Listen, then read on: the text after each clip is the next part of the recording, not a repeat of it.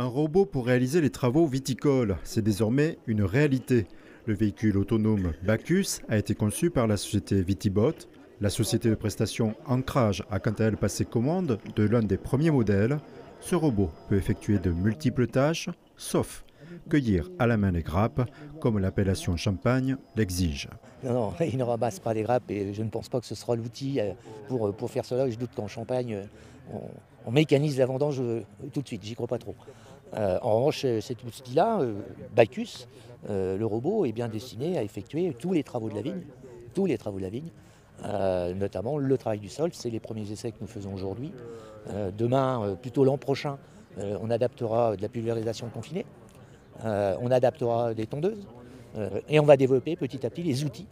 Chaque année, un outil nouveau pour essayer d'apporter tout ce qu'attend le vignoble en matière d'intervention. Totalement interconnecté par des points GPS, donc ça nécessite un relevé parcellaire au préalable qui est ensuite enregistré dans le robot, et à partir de ce moment-là, il a une connaissance parfaite de l'environnement, de l'endroit où il doit travailler, il devient autonome. Ensuite, en matière d'autonomie, puisqu'il fonctionne totalement en électricité, il a, en gros, en autonomie de travail à plein pot, c'est 12 heures. 2 heures suffisent à le recharger. Ce robot est le fruit de plusieurs années de recherche. L'idée a germé dans l'Aube, dans les vignes, entre Couvignon et Meurville. Le financement de ce rêve d'ingénieur a bénéficié du soutien des maisons de Champagne. C'est le projet de mon fils, l'idée de base de mon fils, qui est ingénieur en informatique et en robotique, qui a lancé l'idée de mettre un robot dans les vignes il y a déjà pas loin d'une dizaine d'années, et qui, à la sortie de ses études d'informatique, est passé au cas pratique avec un robot thermique hydraulique qu'il a transformé, qu'il a robotisé, ça fonctionnait. La genèse de l'histoire, c'est un petit peu tout ça. À la suite, on est parti sur un projet de robot électrique, beaucoup plus imposant, qui est aujourd'hui derrière moi, Bacchus. Ça a été très très progressif, ça a été vraiment une start-up dans un hangar au tout début, une start-up toujours dans une maison de ville en plein centre de Châlons où les ingénieurs travaillaient dans le sous-sol à faire de la soudure et à travailler sur le robot. Puis la grosse bascule, ça a été les locaux de Reims où on a déménagé donc en février 2018 pour intégrer des locaux industriels avec des bureaux et du hangar industriel réellement important. Dès les premiers prémices de la machine Hector que nous avons fait, la machine thermique hydraulique, nous avons travaillé avec fait de la prestation de service avec des grandes maisons de Champagne afin de leur démontrer qu'on était capable de le faire, ce qui nous a permis de gagner leur confiance.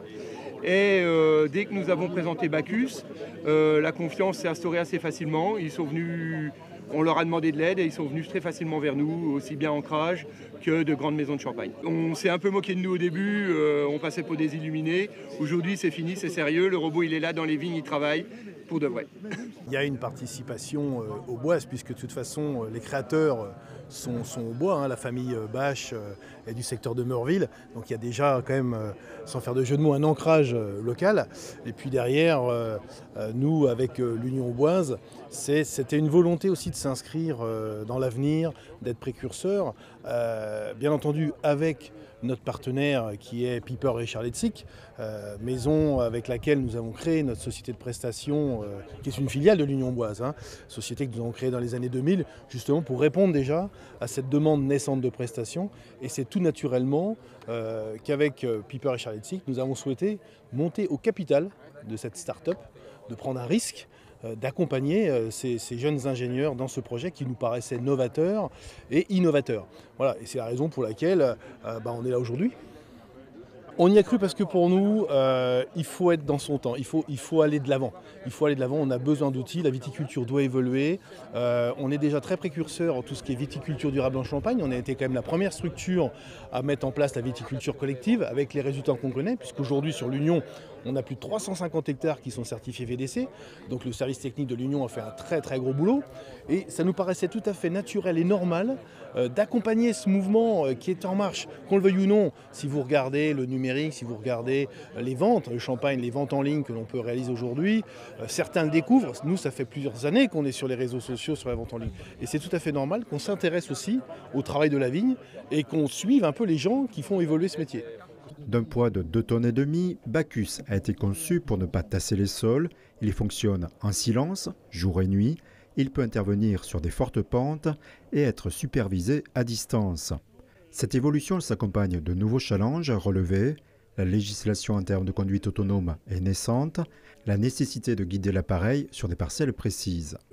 Une fois que la cartographie a été modélisée, elle est chargée sur la machine via un cerveau d'ordinateur en fait, qui intègre les données. Et ensuite, à demande, ces données sont restituées à la machine au moment où elle arrive dans cette parcelle. Et à ce moment-là, elle va être autonome. Elle devient autonome. Il faut juste qu'on l'amène à la parcelle. Il ne vient pas tout seul. Il y a toujours quelqu'un qui doit suivre le robot pour le moment. Quelqu'un qui doit intervenir pour une raison ou si la sécurité se déclenche parce qu'elle a détecté quelque chose, quelqu'un pour le relancer. En termes de sécurité, on a les caméras déjà qui sont capables de détecter s'il y a quelque chose dans le rang. On a aussi les bumpers qu'on peut voir près des roues.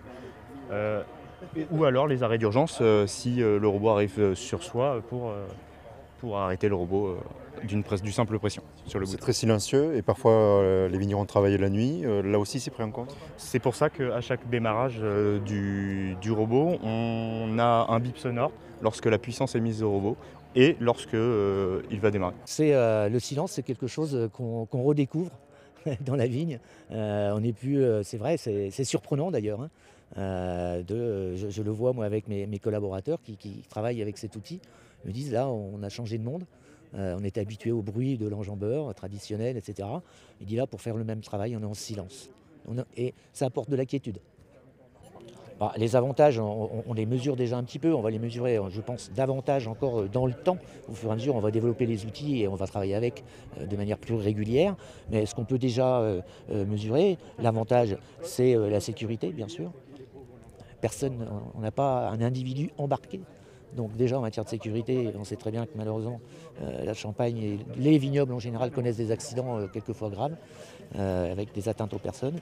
Là on supprime ce risque-là. L'autre avantage c'est la gestion des sols, le tassement, on limite quand même le tassement des sols. On a une masse qui est fortement répartie de manière tout à fait équitable sur les 4 roues de Bacchus. Donc là aussi c'est un avantage indéniable. Le coût du robot Bacchus s'élève à 200 000 €. Ici, près d'Hérissé, l'entreprise de prestation Ancrage présente cet outil aux vignerons, une occasion d'évaluer le niveau d'acceptation. En ce qui concerne le travail du sol en lui-même, c'est un travail plutôt pas mal. Après, je pense qu'il y a quelques réglages à faire, notamment en termes de profondeur. Moi, ce qui m'impressionne surtout, c'est vraiment l'autonomie du bestiau, quoi. C'est vraiment génial de voir comment il tourne, de voir qu'il rentre dans les rangs. Que la descente des outils est sans à-coups, que tout est très progressif. C'est électrique, donc on a un couple disponible immédiatement, un couple constant. C'est assez différent de l'hydraulique et c'est plutôt intéressant. Ouais. Je pense que ça peut planifier un petit peu mieux son calendrier de travaux, se dégager du temps. À mon avis, c'est une chose assez intéressante. Bon, pour l'instant, il y a le frein. Par rapport à la distance, il doit toujours y avoir un opérateur à proximité. Donc il y a des questions de législation sur les chemins, etc. qui nous bloquent un petit peu. Mais je pense que quand ça va se développer, on peut laisser le robot faire le travail dans la parcelle et puis réparer ses fils, réparer ses piquets. Voilà, je pense que ça permet de s'organiser différemment. Il faut laisser un petit peu de temps, voir un peu un développement, une utilisation sur une année complète. Vous voulez pas être le premier? C'est jamais bon des fois d'être le premier, donc c'est bien de regarder un petit peu la continuité, quoi. On est dans l'esprit de la prestation, mais j'insiste aussi sur le fait que la société Ancrage, c'est quand même une exploitation viticole. C'est-à-dire c'est fort de notre expérience sur notre propre vignoble, puisque nous exploitons une petite trentaine d'hectares en propre, en tant qu'exploitant.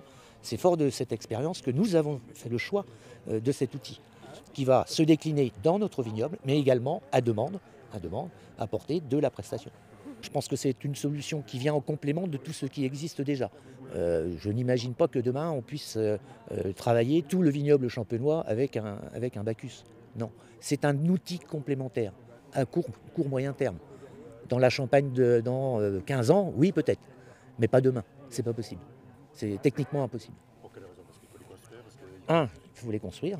Deux, il faut les piloter, il faut les manier. Trois, ça nécessite quand même derrière, ne serait-ce que pour la société Vitibot, un investissement d'accompagnement technique en ingénierie, etc., qui est costaud. Le numérique est bien ancré et je crois qu'il y a un vrai besoin. Il y a un vrai besoin d'automatisation, de nouveautés. On a un gros souci de recrutement de main-d'œuvre également sur le secteur. C'est pas nouveau, que ce soit pour le travail du palissage, que ce soit surtout pour le travail de la vendange. Et effectivement, le fait d'avoir des machines comme ça qui viennent un petit peu compléter le travail, je dis bien compléter, surtout pas remplacer, puisque la vendange, bien entendu, se fait manuellement. Donc il n'est pas question de parler de machine à vendanger, que ça soit bien clair. Mais tout ce travail annexe,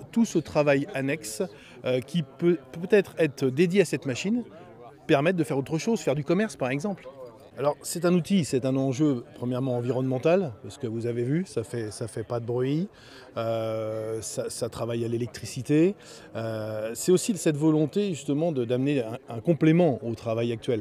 Il n'est pas question de remplacer quoi que ce soit, c'est un complément, c'est-à-dire que pendant que le prestataire, le viticulteur va utiliser Vitibot, il pourra faire autre chose. Et on n'en est qu'aux prémices, on a bien conscience aussi qu'on essuie les plâtres.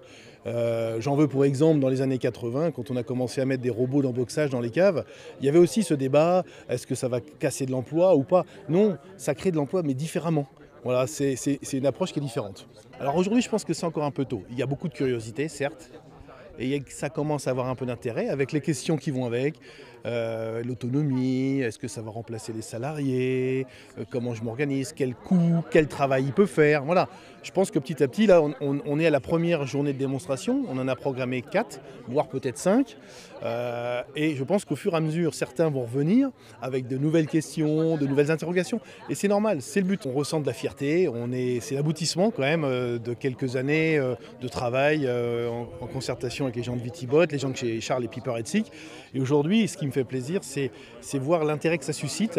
Alors certes, il y a beaucoup d'interrogations, il y a beaucoup de curiosité, et ça montre aussi que nos viticulteurs, globalement, que ce soit nos adhérents ou les viticulteurs de la Côte des Bar et Mongueux, sont ouverts à la nouveauté, viennent voir, et c'est normal, c'est nouveau, on vient voir, et encore une fois, on a vraiment ce sentiment de fierté d'ouvrir une nouvelle ère. Ça ne casse rien du tout du métier de vigneron, c'est une valeur ajoutée. Je crois que ça va dans le sens de l'évolution. Il y a 30 ans de ça, on n'avait pas de smartphone. Qu'est-ce qu'on est heureux aujourd'hui, on ne pourra plus s'en passer. Eh bien, peut-être que dans 10 ans, 15 ans, peut-être qu'on ne saura plus se passer d'un Bacchus sur une exploitation.